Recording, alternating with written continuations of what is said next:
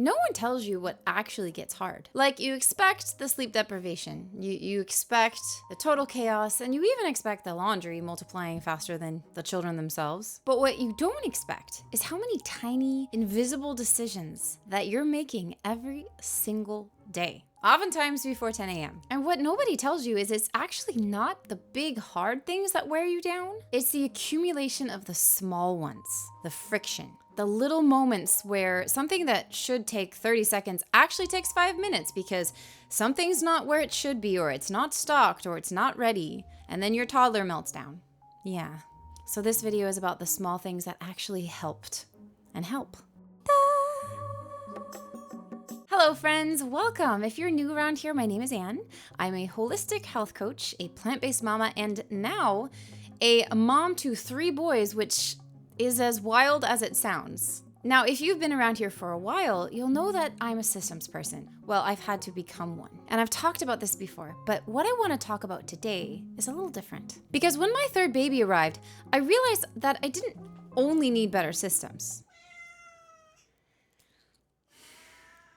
I needed a quieter cat. I needed to rethink what I was even asking of myself in the first place. There's this idea I keep coming back to. You can optimize all you want, but if the inputs in your life are still too complicated, you're just optimizing chaos. And honestly, I had some inputs in my life that were just way too complicated. So today, I thought I would share what actually helped me to simplify this season. Not the stuff that I'd already figured out, the new stuff. The things that surprised me, actually. The places where I found unexpected ease. So there's this concept that I keep coming back to. Decision fatigue. The idea that every decision costs you something. Mental bandwidth, energy, capacity. And as a mom of 3 in this baby season, I started to audit my life through this lens. Not, what can I add to be more efficient? But what am I spending mental energy on that I absolutely don't need to be? And the answer was embarrassing.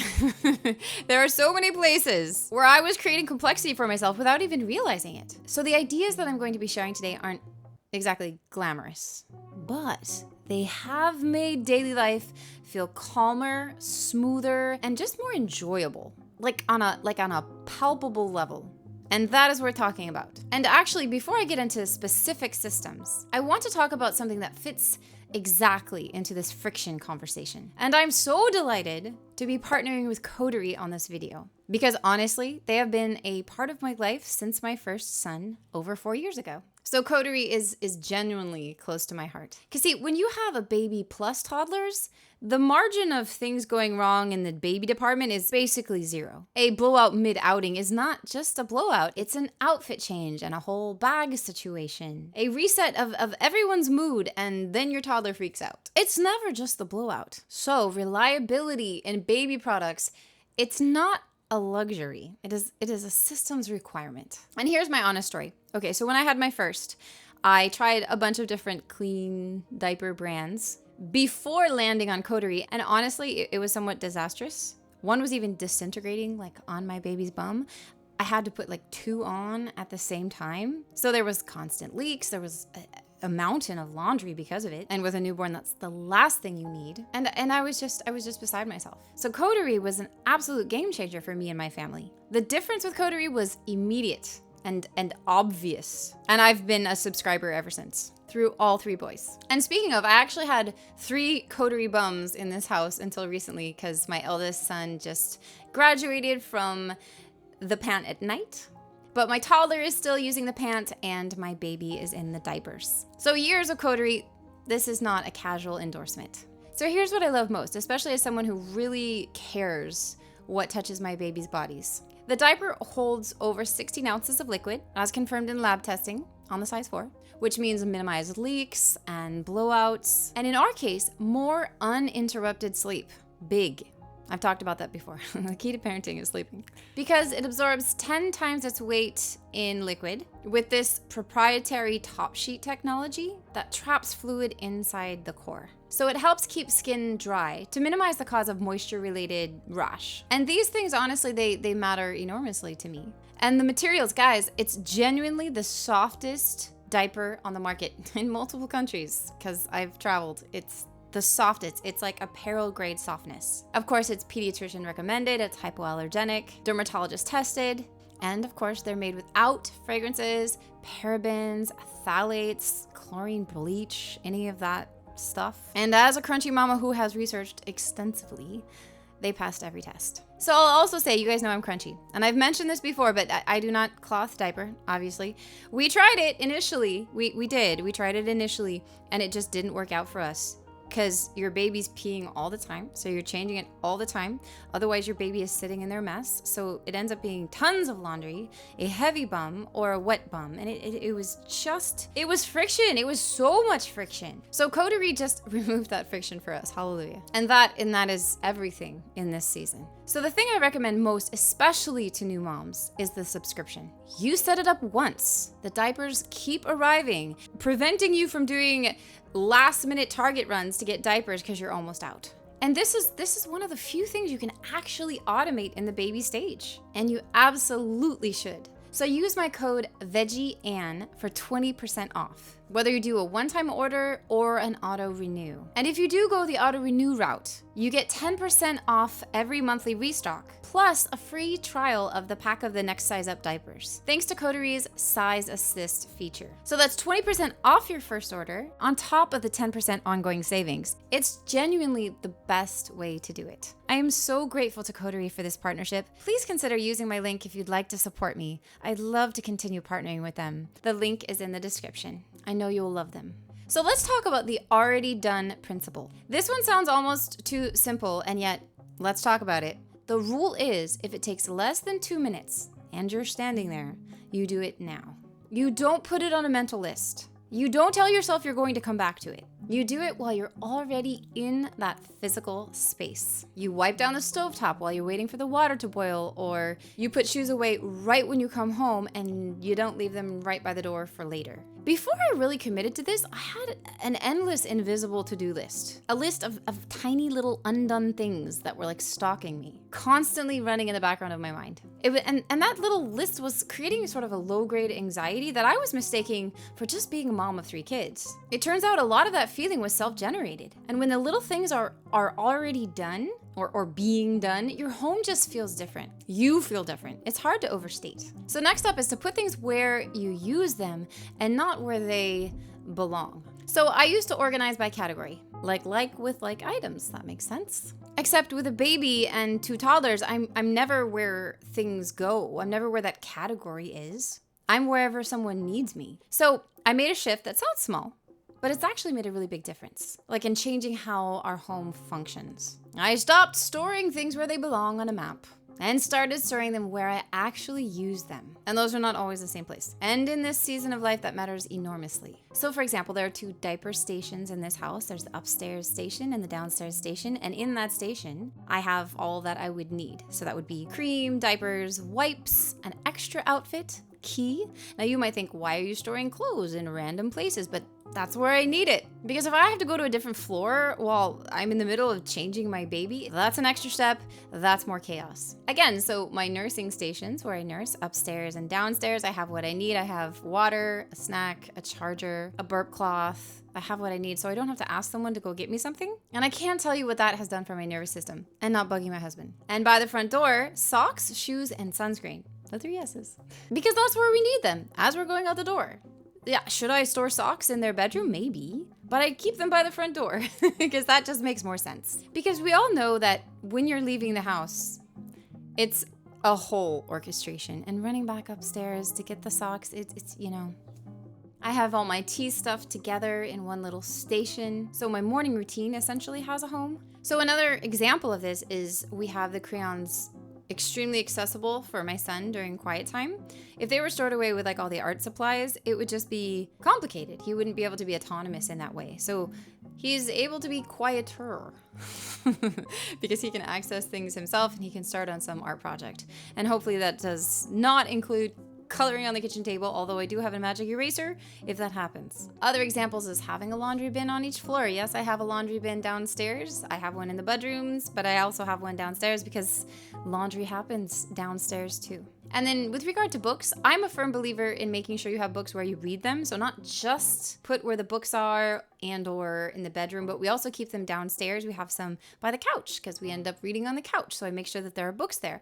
You might think that that ends up being a little bit too spread out or whatever, but I want them to be where we use them so that we have them. So none of this is where the Container Store would tell you where to store things necessarily, but this is how our home actually functions. And function in this season, it wins every time. Next up is say no to activities that cost more than they give.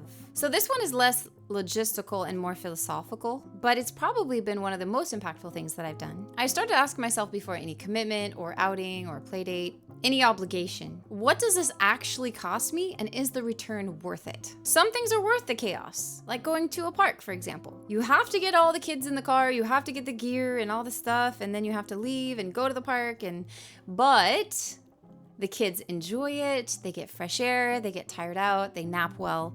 It's worth it. Because the other things I was doing out of social pressure or guilt or just obligation, and the cost to return ratio was completely upside down. And those things are gone now.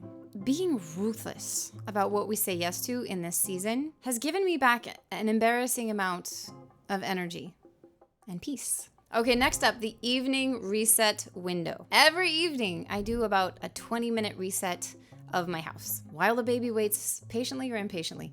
Recently, I started putting him in the back carrier, so that's been very helpful as opposed to like vacuuming like this. So the boys are busy taking a bath, making as much noise as possible with Papa, and I'm doing the reset. This is not a deep clean, this is a reset. So I'm picking up the toys, I'm sweeping the floor, I'm putting away the food, I'm clearing the counters, and I'm also getting everything ready for tomorrow. So I'm taking out the food from the freezer if that's for tomorrow's meal. I kind of close the kitchen, so to speak, and then I go read a book to the boys and I breastfeed baby. And what this does is it makes the morning feel like a fresh start instead of a continuation of yesterday's chaos. And as someone who lives by the quality of her mornings, this is huge. I wake up to a calm space before the kids get up and the beautiful insanity ensues. I have peace, and peace compounds. I've talked about morning routines for a really long time, but a good morning makes a good me, and a good me makes a good mom, and that just makes a good day.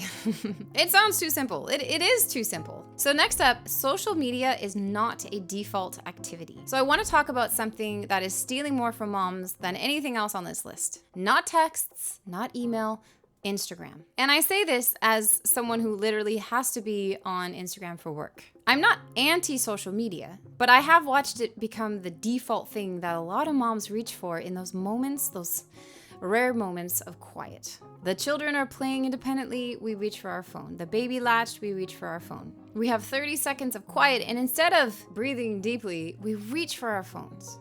We reach for Instagram, we reach to scroll. Instead of actually feeling the quiet, we open the app. So the shift I made, and it sounds, again, almost too simple, is that Instagram is no longer my default. Typically, I open it twice a day, it's a scheduled visit, and sometimes I even set a timer. That way I'm in and out and I don't, slide into the slippery slope. And that's it, that's helped a lot. It doesn't live in my idle moments anymore. Because my idle moments are actually, they're so few and far between and they're sacred. That's when I get to stare out the window like a golden retriever in a car and just decompress. And that decompressing is what makes me a better mom 20 minutes later, as opposed to where was I? What was I watching? What was I looking at? And the whole comparisitis thing, of course, that happens with Instagram.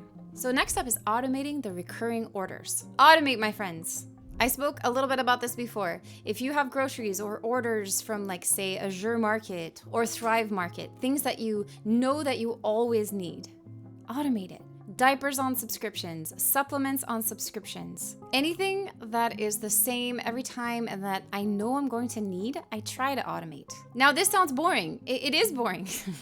That is the point. The boring version of this is where it happens and I just don't even have to think about it anymore. The exciting version of this is that it's 6 p.m. and I realize that we're out of something that I totally need that's a pantry staple that I didn't automate. And now I have to solve it with 3 kids in tow. Automation is not laziness. It's deciding in advance what doesn't need a real-time decision. And honestly, it's one of the kindest things that you can do for your future self. Okay, so next up, one in, one out. not for things, but for commitments. So we've all heard of this concept of in and out for things, right? You get a new dress, you get rid of an old dress, that kind of a thing. But what about for obligations? So if something new enters my life, a recurring responsibility or something new that I said yes to, something else has to come out. Not for forever, just for this season. Because your capacity is finite. The baby stage is finite. I can revisit things later. And this honestly required some uncomfortable conversations. It also required me to be sort of uncomfortably honest with myself about what I was doing that I genuinely love and that I genuinely want to do, and what I was doing because I was afraid to say no. And the math worked out in my favor. It always does when you're honest with yourself. And next up, this is a system of sorts, the Yoto. I have to tell you about the Yoto if you don't already know about it. The Yoto is a little audio player for kids. No screens, it's just cards that they put in and they can listen to stories and songs. You can create your own. They have podcasts for kids. And here's the thing, they can control it themselves. It's very simple. They pick the card, they put it in, they adjust the volume, they skip the song, they can pause it. And my toddlers can operate this thing totally independently. And what this means in practice is that a parent can shower and they can listen to Paw Patrol. Like, we're in that era right now, it's fine. I've made peace with it. And my husband actually made them a Monster Jam card, since you can make your own. So when the El Toro Loco song comes on, each of them can grab their own little El Toro Loco monster trucks and smash around their room and, with conviction. But I'm so grateful. I'm so grateful for those moments, because in those moments, I am not needed. So the Yoto has genuinely brought back pockets of time that I didn't even know were possible with this age gap and this age range. Highly, highly recommend. And let's talk about friction. Mealtime is its own entire chaos category, especially when you have little ones. But it doesn't have to be. I put together something called the Calm Meal Formula. It's a free guide for busy families that takes the decision-making out of mealtimes almost entirely. Because feeding a family with a baby and toddlers in the mix is actually one of the places that I see the most friction. So if this sounds like something that you need, and if you've watched the video up until this point, I'm guessing that maybe it is, grab it. It's linked in the description. It's free, simple, and it will make a big difference. So the thread through all of this, if there's one thing, is this. Simplifying isn't about adding better systems to an already complicated life. It's about questioning why life is complicated in the first place. See, a lot of what I was experiencing as being a mom of 3 kids was actually self-generated. Friction I could reduce. Obligations I could release, moments that I could automate, so that I could actually be present for the ones that matter. Now, you're not going to do all this at once. You're not supposed to. Just pick one of these tips that made you go, okay, I can do that. And just start there. And if you're stuck in the thick of new baby season, and this sounds all very theoretical, but like you're sleep deprived, some seasons are just survival, truly, I know. Just bookmark it, come back to it when you feel like you're back afloat. So tell me in the comments, what's one thing that has unexpectedly simplified your life as a mama?